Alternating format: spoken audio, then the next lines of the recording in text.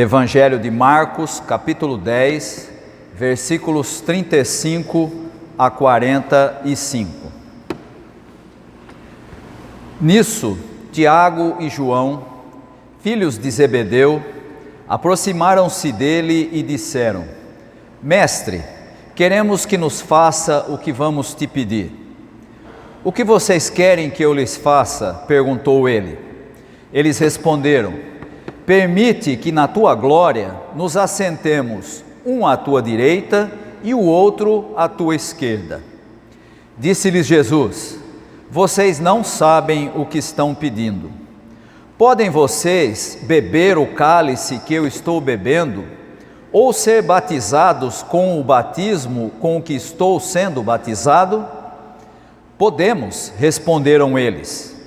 Jesus lhes disse: Vocês beberão o cálice que eu estou bebendo e serão batizados com o batismo com que eu estou sendo batizado.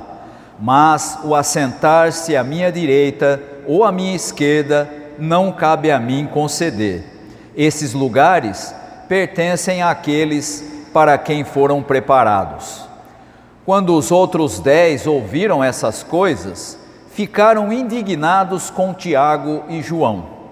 Jesus os chamou e disse: Vocês sabem que aqueles que são considerados governantes das nações as dominam, e as pessoas importantes exercem poder sobre elas. Não será assim entre vocês. Pelo contrário, quem quiser tornar-se importante entre vocês deverá ser servo, e quem quiser ser o primeiro deverá ser escravo de todos.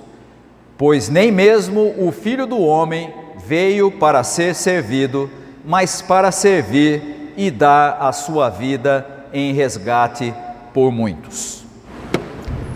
Há poucos dias atrás nós meditamos aqui junto com os irmãos em um texto anterior a esse, em que os discípulos estavam discutindo entre eles qual deles seria o maior, o mais importante, qual deles era destacado em relação aos outros. E aí então nós encontramos naquele texto Jesus corrigindo a atitude dos seus seguidores, dos seus discípulos mais próximos, dizendo que as coisas não deveriam ser assim entre os seus seguidores. Quando nós chegamos no texto dessa semana, que é exatamente esse texto que lemos, do capítulo 10 do Evangelho de Marcos, nós vamos encontrar dois irmãos, Tiago e João, fazendo um pedindo um favor a Jesus. E o pedido que eles fazem revela que eles tinham uma noção de que eles eram mais próximos de Jesus do que os outros discípulos. Na realidade, nós vamos encontrar essa mesma forma de pensar em vários outros textos do Evangelho, como por exemplo, em quase todo o Evangelho de João, quando nós encontramos João, um desses dois que estão aqui, quando se refere a si mesmo, ele diz: o discípulo a quem Jesus amava. E aí você olha para aquilo e pensa: mas Jesus não amava os outros discípulos também? Mas ele se identificava dessa forma, como se estivesse dizendo: eu sou aquele a quem Jesus dedica um amor diferenciado, aquele a quem Jesus amava. Aqui nesse texto nós temos exatamente a mesma compreensão, o mesmo entendimento de que havia alguns que eram mais próximos de Jesus do que outros, a ponto desses dois irmãos fazerem esse pedido a Jesus. E é importante a gente perceber que quando há uma relação dentro de um grupo, essa proximidade maior de uns do que outros é muito comum. Você encontra isso, por exemplo, às vezes dentro das famílias, às vezes dentro da convivência da igreja, às vezes na convivência entre amigos. É muito normal que uns sejam mais próximos do que outros, que tenham maior proximidade, que se sintam mais à vontade do que outros. E aqui é importante a gente entender que no caso desse grupo, o grupo dos discípulos de Jesus, nós temos alguns que se sentem assim. E isso é muito comum quando você tem um grupo onde há um líder e outros que são os seus seguidores. E a resposta de Jesus é bastante interessante. Ele responde com uma pergunta: o que é que vocês querem que eu faça? Eles pedem um favor a Jesus e Jesus pergunta: o que vocês querem? Jesus, e aqui é importante, e por isso eu fiz a menção no começo da nossa reflexão, Jesus já tinha corrigido os seus seguidores que queriam saber quem era o maior, e agora vai ter que lidar com um pedido que é ainda pior do que aquele. Se aquele já era uma compreensão errada a respeito de quem era grande e de quem era pequeno, agora ele vai lidar com um pedido ainda pior. E o pedido é o seguinte: permita que sentemos um à direita e o outro à tua esquerda na tua glória. Em outras palavras, o que esses dois discípulos, dois irmãos, um do outro, queriam eram ser honrados acima do restante do grupo de seguidores de Jesus. E aqui de novo eu tenho que dizer que num grupo como esse, que tem um líder, e o líder é Jesus, e tem ali um grupo de seguidores, é absolutamente normal que alguns se relacionem com o líder de maneira mais próxima do que outros. E outra coisa importante a entender nesse texto é que o fato de todos estarem ali ligados ao líder não significa que todos se entendiam ou se relacionavam da mesma forma entre eles. Isso é também muito comum dentro de um grupo, né? Você tem uma proximidade com aquele que é o líder do grupo, mas a relação entre os discípulos não é necessariamente a mesma. Há aqueles que são mais próximos um com o outro, e aqui você tem uma realidade muito clara nisso, porque são dois irmãos. Então eles já tinham essa proximidade por serem irmãos, mas não é comum entre os seguidores. E esses dois então, ligados por laços familiares, desconsideram todos os outros seguidores, todos os outros do grupo, e fazem um pedido em benefício deles dois. E esse tipo de relacionamento, na época de Jesus, era semelhante ao que a sociologia chama de facção no mundo mediterrâneo. Todos estão ligados por algum interesse ao líder, mas cada um busca o que interessa a si mesmo, sem se importar com os outros. E é exatamente isso que a gente tem aqui. Esses dois estão interessados naquilo que eles podem receber de Jesus e desconsideram os outros 10, pura e simplesmente. E a resposta de Jesus traz dois aspectos muito interessantes. Primeiro, Jesus repreende, dizendo que eles não sabiam o que estavam pedindo. E por que Jesus faz essa resposta, começando com uma repreensão? E Jesus usa aí uma expressão muito interessante, que ele diz assim: vocês vão beber o cálice que eu estou bebendo? E a gente olha para essa expressão, que conversa é essa de beber cálice? O que quer dizer isso? Cálice se referia, e essa era a mentalidade própria da cultura judaica, o cálice se referia ao montante limitado e fixado daquilo que Deus tem a oferecer para uma pessoa na vida. Ou seja, tudo aquilo que a pessoa ia passar durante a vida é determinado por Deus. E aí, qual é o cálice? É essa quantidade de coisas que cada pessoa enfrenta, e não é igual entre um e outro, né? Isso é comum também hoje em dia, né? Todos nós fazemos parte da mesma comunidade, mas nós enfrentamos as mesmas coisas? Como comunidade sim, mas individualmente não.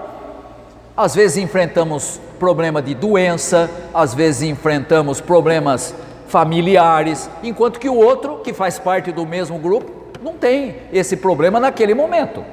Daqui a pouco a nossa situação se resolveu e agora é o irmão que está enfrentando algum problema e nós não mais. Então essa realidade mostra o significado da expressão de Jesus: vocês estão dispostos a tomar o cálice que eu estou tomando? Jesus está falando aqui de tudo aquilo que estava reservado para ele, né? Aquilo que Deus tinha reservado para ele. Eles teriam de participar do mesmo destino de Jesus, o que de fato vai acontecer mais tarde. Depois que eles se tornam os apóstolos, praticamente todos eles também vão ser mortos por causa da sua fé. E por isso a pergunta de Jesus é essa: vocês estão dispostos? E por isso ele repreende. E na própria pergunta de Jesus, ele depois vai comentar dizendo: vocês vão mesmo participar do mesmo cálice que eu. Mas ao mesmo tempo há um segundo aspecto. Jesus deixa claro que somente Deus era capaz de conceder o lugar que eles queriam. E essa é uma expressão que na época era chamada de patronagem, ou seja, só quem pode dizer quem vai sentar à minha direita e à minha esquerda não sou eu, que estou aqui bebendo do cálice que Deus proporciona para mim, mas o próprio Deus. É Ele quem tem essa autoridade. E aí então a gente olha para isso e pensa assim: Jesus acabou de dizer para aqueles dois que não podia responder afirmativamente: não posso te dar o lugar à minha direita e à minha esquerda. E aí você olha para aquilo e pensa assim: bom, então os discípulos aprenderam, entenderam, né? Não, nem um pouco. A sequência do texto diz o seguinte: quando os outros 10 ouviram aquilo que Tiago e João tinham pedido, ficaram indignados. E eles não ficaram indignados porque eles achavam que eles não podiam pedir. Eles não ficaram indignados porque eles achavam que aqueles dois não eram mais próximos de Jesus. Eles ficaram indignados porque o pedido daqueles dois estava excluindo eles, e eles achavam que eles eram tão merecedores do que aqueles dois. Então é como se a gente tivesse num grupo dois que vão lá e fazem um pedido que é esdrúxulo, e o próprio Jesus deixa claro que não podia conceder, só Deus podia, e os outros 10 falam: peraí, por que vocês dois? Por que não nós? Né? Mais ou menos naquela expectativa que nós falamos no começo. Essa é a compreensão quando se faz parte de um grupo que tem um líder. E aquele que se considera mais próximo do líder, começa a achar que ele é melhor do que os outros. E olha, aqui está um detalhe fundamental para a vida da igreja hoje. Nós temos duas atitudes muito comuns na nossa época e que são absolutamente condenáveis do ponto de vista do ensino de Jesus, e que é muito comum na vida da igreja. Primeiro, a ideia de que porque nós cremos em Cristo e fazemos parte de uma comunidade de fé, nós somos melhores do que quem não crê. Você já viu gente pensando assim? Eu já vi muita gente, inclusive é muito comum explicar quando alguém faz parte do grupo da igreja, faz parte da comunidade e por algum motivo, por alguma necessidade, algum problema, a pessoa simplesmente desaparece da igreja e vai embora. E aí aparece sempre alguém dizendo assim: foi embora porque não era dos nossos. Já vi até gente dizendo: ele foi embora porque ele era convencido, mas não era convertido. Sou eu que vou julgar se o sujeito crê ou deixa de crer? Eu? De jeito nenhum. E aqui, quando a igreja toma essa atitude de julgar quem é diferente, não importa se crê, se não crê, se é de outra comunidade cristã, se é de religião afro-brasileira, seja lá o que for, qualquer que seja não cristão ou não igual àqueles que fazem parte da comunidade, não cabe a nós taxá-lo como inferior, menor, ou que nós somos melhores do que eles. É exatamente isso que esses dois estavam fazendo, queriam se sentir mais próximos, melhores do que os outros. E Jesus diz: Qual é a resposta de Jesus para eles? E essa resposta é fundamental para a vida da igreja hoje: não será assim entre vocês. Não será assim entre vocês. E esqueça a maneira de pensar que é comum na sociedade e que é comum, inclusive nas igrejas. Não pode ser assim no reino de Deus. E eu disse que havia dois aspectos na vida da igreja hoje, né? Um é essa atitude da gente julgar que o que não crê é inferior, mas há um segundo que é tão problemático quanto e que hoje está na moda, que é a ideia de que a igreja precisa influenciar a sociedade de uma tal forma que a sociedade adote valores cristãos.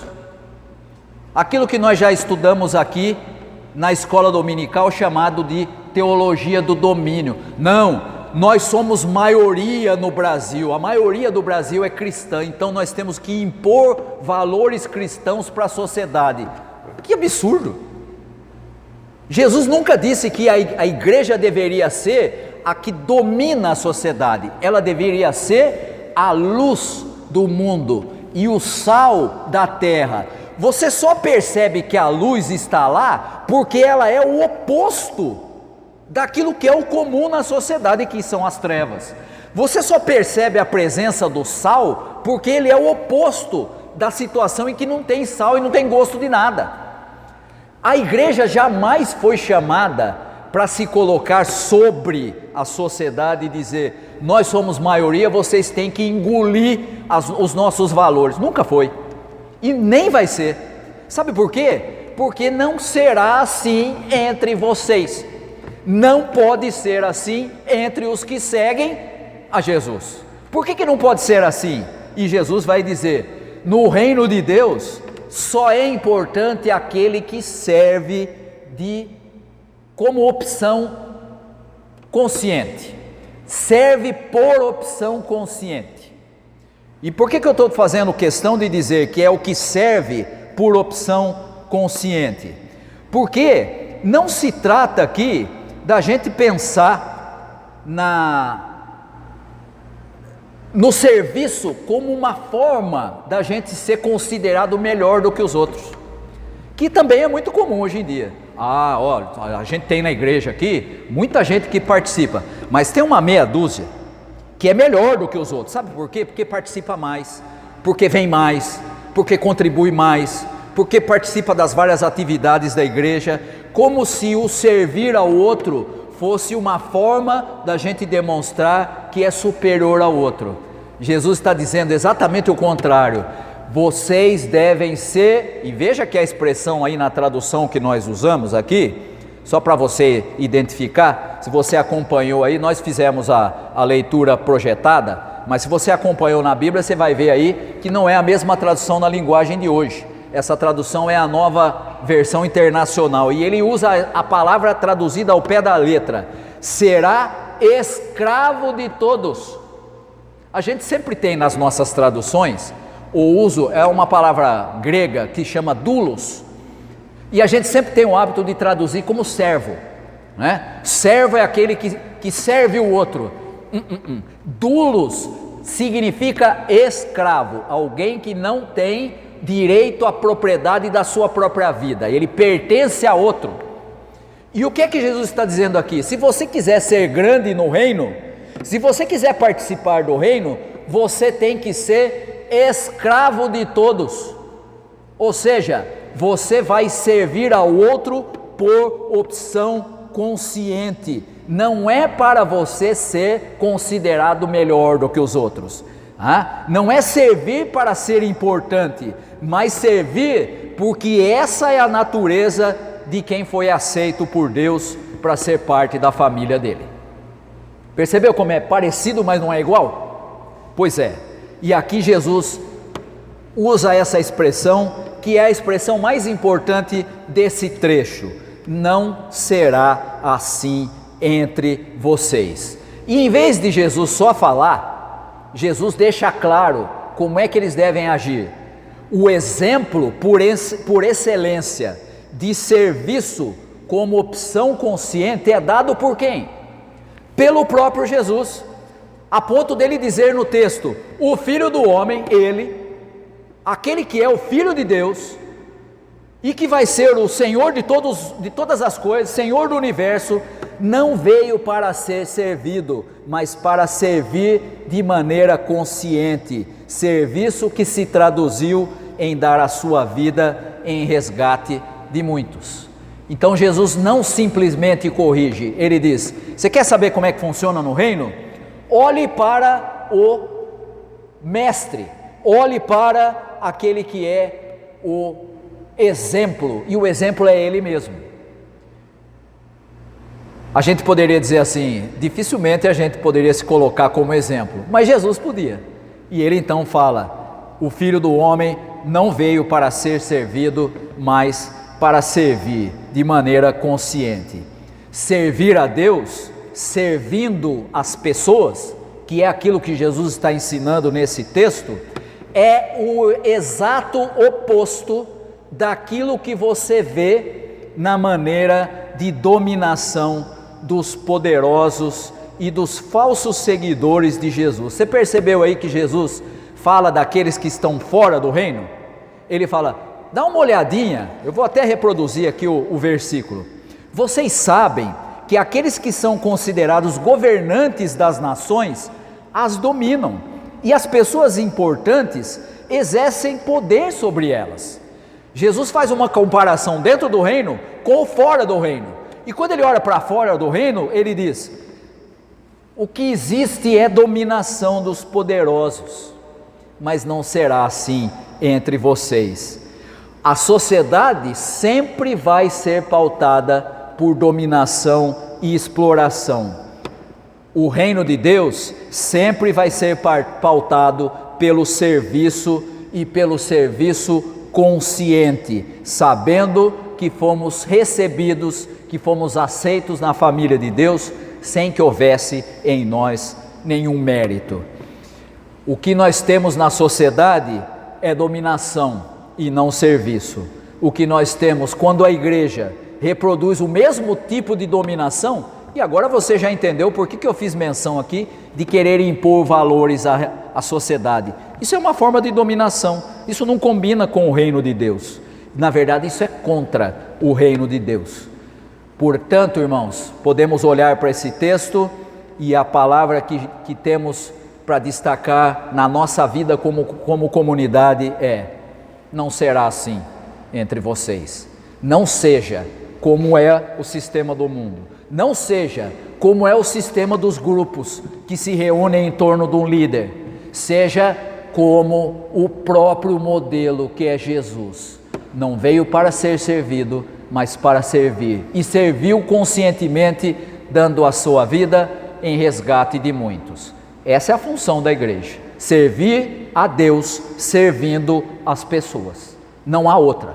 Não há outro caminho. Esse é o caminho do reino. Que nós possamos aprender com Jesus. Que Deus possa abençoar aos irmãos e às irmãs. Amém.